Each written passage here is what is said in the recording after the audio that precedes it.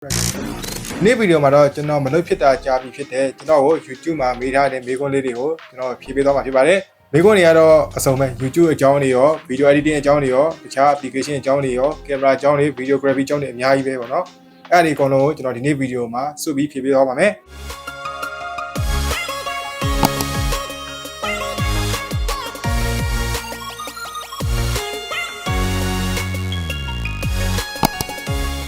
အဲ့တော့ဗီဒီယိုတွေအများကြီးကြည့်တာတဲ့ဒီဗီဒီယိုတစ်ခုကြည့်လိုက်တာကတော်တော်များများကိုသိသွားလောက်မယ်လို့ထင်ပါတယ်ပထမဆုံးမေးထားတာကအကိုရေအင်္ဂလိပ်စကားမပြောတတ်မဖတ်တတ်ရင်ရော YouTube ကအဆင်ပြေမလားခင်ဗျပြောပြပေးပါနော်တဲ့အဆင်ပြေလို့ပဲပြောရမှာပဲကျွန်တော်တို့ Google Translate ရှိရလေ Okay ပါ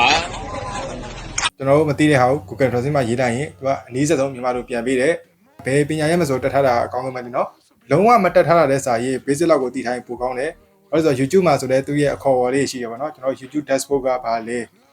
YouTube ရဲ့ copyright YouTube studio ဒီလိုအကြမ်းမြင့်အသုံးနှုန်းလေးတော့တည်ထားရင်တော့အဆင်ပြေပါတယ်အကို copyright တွေမိဘာဖြစ်နိုင်မလဲအပြောတင်တဲ့ channel ဆိုရင်တော့ copyright မိတာတိတ်ကိစ္စမရှိဘူးသင်လို့ရတယ်ဘာမှဖြစ်ဘူးဒါပေမဲ့ကိုက monetization အောင်ပြီးတော့ဝင်ငွေတစ်ခုရနေတဲ့ channel ဆိုရင် copyright မိရင်အဲ့ video အတွက်ပတ်စံရမှာမဟုတ်တော့ဘူးဥပမာပြကျွန်တော်ဒီ video က copyright မိရဆိုရင်ကျွန်တော်ဒီ video ကဝင်တဲ့ဝင်ငွေတွေ copyright owner ရှိရောက်သွားမှာဖြစ်ပါတယ်ဒါပေမဲ့တခြား video တွေကတော့သူ့အတူ income ဆက်ဝင်နေပါဘောနော်Full လောက်ရိုက်ချင်လို့ GoPro တန်းဝယ်တင်လားဘယ်ကင်မရာတွေကရွေးချယ်တင်တယ်လက်တော့ဝယ်မယ်ဆိုရင် i5 အဆင်ပြေမလားသူကမေးခွန်းနှစ်ခုမေးထားတာပါနော်ကိုကအစားတောက်ရိုက်မှာမလား GoPro ကသူက white ဖြစ်တဲ့အတွက်ကိုရဲ့အစားတောက်တွေကိုကျွန်တော်တို့ကဘယ်လိုပြောမလဲတေချာမြင်ရမှာမဟုတ်ဗျာ GoPro white ကြီးနဲ့ဆိုတော့ဒီ white တွေပဲပြထားတာတိတ်အဆင်မပြေဘူးပေါ့အဲ့ရဲ့အစားကို့မှာကင်မရာတစ်လုံးရှိတယ်ဆိုရင်ပိုပြီးကောင်းတယ် GoPro ကို secondary အနေနဲ့သုံးတယ်ဆိုရင်ပိုကောင်းမှာပေါ့နော်ကိုရဲ့ main camera နဲ့အခုလို့ကျွန်တော်တို့ main camera နဲ့ကရိုက်ဒီ GoPro ကိုတခြားလိုအပ်တဲ့ဒီ insert ကလေးတွေလိုက်ရိုက်တာတွေဒါမှမဟုတ်ဆိုင်ရဲ့ပုံစံတွေပြတာတွေပါဆိုရင်တော့ပို့ပြီးတော့အဆင်ပြေတယ်အခုလုံးရှိရင်တော့ပိုကောင်းတယ်ပေါ့နော် GoPro ကို main camera အနေနဲ့ရွေးမယ်ဆိုရင်တော့အဆင်မပြေပါဘူးနောက်တစ်ခုသူမေးထားတာက laptop က i5 ဆိုရင်အဆင်ပြေမလားတဲ့ပြေပါတယ် i5 ဆိုရင်လည်းသူက i5 ရဲ့နောက်မှာ Gen လေးရှိတယ်ဗျာ7 Gen 8 Gen 9 Gen 10 Gen 11 Gen 12 Gen ဆိုပြီးတော့ Gen လေးရှိတယ်အဲ့ Gen series မြင့်နေပိုကောင်းလေပေါ့နော်ကျွန်တော်ပြောရမယ်ဆိုရင်9 Gen လောက်ဆိုလည်းအဆင်ပြေပါတယ်မနော်ဘလော့လေးတွေအတက်မဲ့3-4မိနစ်စာဒါမှမဟုတ်5မိနစ်10မိနစ်စာလောက်ပဲအတက်မဲ့ဆိုရင်တော့ i5 9 Gen ဒါမှမဟုတ်10 Gen လောက်ကအဆင်ပြေပါတယ်ရွှေနှုတ် application လေးတွေကအကိုအကြိုက်ဆုံးစာအုပ်တအုပ်ဖြစ်ဖြစ်အဖတ်တဲ့ဆုံးစာအုပ်တအုပ်ဖြစ်ဖြစ်ကို recommend လုပ်ပေးပါခင်ဗျာရွှေနှုတ် application ထဲမှာတော့ကျွန်တော်ဖတ်တဲ့စာအုပ်တွေကတော့အများကြီးပဲဖတ်တာမဟုတ်ကျွန်တော်အတန်နားထောင်တာကျွန်တော်မဖတ်ဘူးဖတ်တယ်လို့ပြောရင်ကျွန်တော်လိန်နာကြပြီကျွန်တော်အတန်မဲ့နားထောင်တာပါနော်အဲ့ထဲက the one thing ဆိုတဲ့စာအုပ်လေးကိုဖတ်ကြည့်ဖို့ recommend ပေးခြင်းပါတယ်အဲ့စာအုပ်မှာကအောင်မြင်မှုနဲ့ပတ်သက်တဲ့အကျိုးဆက်အမှားတွေကိုထောက်ပြထားသလိုအရေးကြီးဆုံးအလုပ်တစ်ခုကိုပဲအောင်ဆိုင်လုပ်တင်ကြောင်းကိုဖော်ပြထားတဲ့စာအုပ်ဖြစ်ပါတယ်ဒီတော့သူထက်ငါအပြိုင်ဆိုင်များနေတဲ့ခေတ်ကြီးထဲမှာဘာကြောင့်အရေးကြီးဆုံးအလုပ်တစ်ခုကိုပဲအောင်ဆိုင်လုပ်တင်တာလဲအစားဆုံးသိချင်တယ်ဆိုရင်တော့ရွှေနှုတ် application မှာပေါ်ဖတ်ပါရွှေနှုတ် application ဆိုတာကဘာကျော်စာရေးဆရာတွေရဲ့စာအုပ်ပေါင်း900နီးပါးကိုမြန်မာဘာသာပြန်အနှစ်ချုပ်အနေနဲ့ဖတ်ရှုနိုင်ပြီးအချိန်နေရာမရွေးနားဆင်နိုင်မဲ့အတန်စာအုပ် audio book တွေပါဝင်တဲ့ application တစ်ခုဖြစ်ပါတယ်ရွှေနှုတ်မှာအကောင့်ဖွင့်ပြီးတာနဲ့ Premium Subscription မဝယ်သေးဘူးအစမ်းဖတ်ကြည့်နေဆိုရင်လက်ဆောင်စာအုပ်ဆိုပြီးစာအုပ်10အုပ်တောင်အစမ်းနားထောင်လို့ရအောင်အခမဲ့ပေးထားပါတယ် Wow စာအုပ်တွေအကုန်လုံးကိုဖတ်ကျင်နားထောင်ကျင်လို့ Premium Subscription ဝယ်ယူခြင်းနဲ့ဆိုရင်တော့ဒီကူပွန်လေးကို screenshot ရိုက်ပြီးရွှေနှုတ်ရဲ့ Facebook Page Messenger မှာတောင်းရမယ်ဆိုရင်35%ထိ discount ရမှာဖြစ်တဲ့အတွက်အခုချိန်ဝယ်မယ်ဆိုရင်အရန်တန်ပါတယ်ခင်ဗျအခုကြား video sticker တွေဘယ်ကထောင်းရမလဲဗ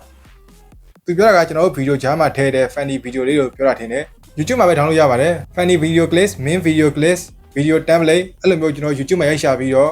download ရတယ်ကျွန်တော်မြန်မာနိုင်ငံက video clip တွေလိုချင်နေဆိုရင်အရှိမမြန်မာ funny video clip ဒါမှမဟုတ်မြန်မာ video green screen အဲ့လိုမျိုးကျွန်တော်ရိုက်ထည့်ကြည့်ပါဗျာ YouTube ရဲ့ search bar မှာအဲ့လိုရိုက်ထည့်ပြီးကျွန်တော် download ရတယ်နောက် video မှာတော့အဲ့ဒီလိုမျိုး funny video လေးတွေ download ရမယ့် website တွေကိုကျွန်တော်ပြပြပေးပါမယ် sound effect လေးတွေကိုဘယ်ရရှာရမလဲ My Instant ဆိုတဲ့ website ကနေရှာလို့ရပါတယ်ကျွန်တော်လည်း YouTube လုပ်ချင်တယ်ဗီဒီယိုတင်လိုက်ရင်ကြည့်ရှုမှုအရင်နဲ့တယ်ပြန်ဖြတ်လိုက်ရတယ်ဘယ်လိုလုပ်ရမလဲ YouTube ကလေ Facebook လိုမျိုးကျွန်တော်ဒီနေ့ဗီဒီယိုတင်တယ်နောက်တစ်ရက်နှစ်ရက်ပဲကျွန်တော် new feed မှာပေါ်ပြီးတော့ပျောက်သွားတာမျိုးမဟုတ်ဘူး YouTube မှာကကျွန်တော်တို့တင်ထားတဲ့ဗီဒီယိုတွေကအကိုဗီဒီယိုစိတ်ဝင်စားတဲ့လူတွေလာကြည့်တိုင်းသူကအများနဲ့ပြပေးတယ်ကျွန်တော်ဗီဒီယိုဆိုရင်လည်းကျွန်တော်တင်ပြီးချင်းမှာ view နေတဲ့ဗီဒီယိုတွေလည်းရှိတယ်အခုချိန်ဒီကျွန်တော်ရဲ့ဟိုးတုန်းကလုံခဲ့တစ်နှစ်နှစ်နှစ်ကဗီဒီယိုတွေအခုချိန်ဒီကြည့်နေတဲ့လူတွေရှိတယ်အဲ့ဒီလွန်ခဲ့တဲ့တစ်နှစ်ဗီဒီယိုတွေကနေကျွန်တော်ပတ်စံရနေတာတွေရှိတယ်ပေါ့နော်အဲ့ဒီလွန်ခဲ့တဲ့တစ်နှစ်တုန်းကဗီဒီယိုတွေကအခုချိန်မှာဆိုရင် view က3သိန်း2သိန်းရောက်တဲ့ဗီဒီယိုတွေရောက်နေပြီကျွန်တော်တင်စတုန်းကလည်းဗီဒီယိုတွေက view မရှိဘူးအချိန်တန်ရင်သူ့ရဲ့သူ view တွေကများလာပါလိမ့်မယ်အဲ့တော့ကျွန်တော်ကဗီဒီယိုတွေကိုမဖြတ်နဲ့ ကိုရဲ့နောက်ထပ်ရိုက်မဲ့ဗီဒီယိုတွေကိုပိုကောင်းအောင်ပို့ပြီးတော့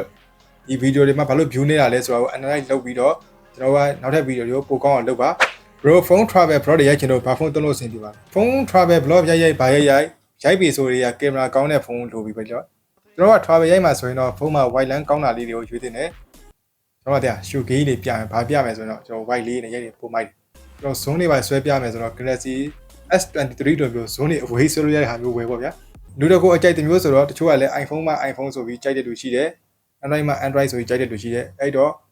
recommend ပေးဖို့ခက်တယ်ကျွန်တော်အနေနဲ့ဒါဆိုရင်ဖုန်းထက် travel vlog ရိုက်ဖို့ဆိုရင် GoPro ဝယ်ဖြစ်ပါလိမ့်မယ်အမှန်ချစ်ဘယ်လိုရှောက်ရတာလဲတဲ့သူပြောတာတော့ verification back ကိုပြောတာထင်ပါတယ်ကျွန်တော် channel မှာဆိုရင်လည်း verification back ရှိတယ်ပေါ့နော်ကျွန်တော်ရဲ့နာမည်ရဲ့ဘေးနားမှာအမှန်ချစ်လေးရှိတယ်အဲ့ဒါကသူက subscriber တသိန်းပြင်ရှောက်လို့ရတယ်ဘာမှခက်ခဲမဟုတ်ကို channel ရဲ့ subscriber တသိန်းပြည့်တယ်ဆိုရင်ရှောက်လို့ရတယ်ဒါပေမဲ့သူ့မှာသတ်မှတ်ချက်တွေတော့ရှိသေးတာပေါ့ဗျာ subscriber တသိန်းပြည့်တယ်ဆိုရင်ကျွန်တော် Google မှာ YouTube verification apply ဆိုပြီးတော့ကျွန်တော်ရိုက်လိုက်ရင်ကျွန်တော် link တစ်ခုတွေ့လာလိမ့်မယ်အဲ့ link မှာကျွန်တော်တွားရှောက်လို့ရတယ်ပေါ့နော်ကို channel ရဲ့ subscriber တသိန်းမပြည့်သေးဘူးဆိုရင်တော့အဲ့ link ကရှောက်လို့ရမှာမဟုတ်ဘူးကျွန်တော်တို့ကလည်းကျွန်တော်နှစ်ကင်းဘက်လောက်ရှောက်လိုက်တာတနင်္လာလောက်ပဲကြာတယ် verification မှာတန်းရတယ်ပေါ့နော်ကျွန်တော်တို့လိုရုပ်ပြတဲ့ channel တွေတေချာလို့ run နေတဲ့ channel တွေဆိုရင် verification mark ကသူကပေးပါတယ် no copyright တွေက Facebook မှာပြန်သုံးလို့ရလားတဲ့ Facebook က music copyright offense ကျနဲ့ဆိုလို့တဲ့ Facebook မှာလည်း Facebook ရဲ့ audio library ဆိုတာရှိတယ်ကျွန်တော် Facebook မှာသုံးမယ်ဆိုရင် Facebook ရဲ့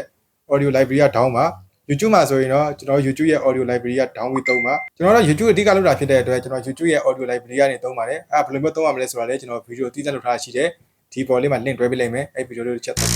Okay ဒီ video ကတော့ဒီလောက်ပါပဲကျွန်တော်နောက်ထပ်မေးချင်တာများရှိတယ်ဆိုရင် YouTube နဲ့ဆိုင်တာဖြစ်ဖြစ် video နဲ့ဆိုင်တာဖြစ်ဖြစ် video editing နဲ့ဆိုင်တာဖြစ်ဖြစ်